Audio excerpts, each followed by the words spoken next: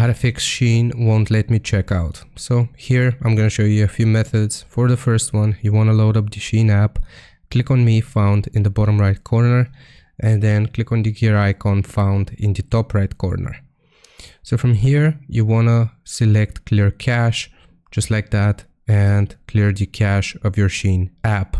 Now, see if that lets you check out now. If it still doesn't, what we're gonna do is go to our phone settings. And here, I'm just gonna go all the way back. So it's gonna look like this.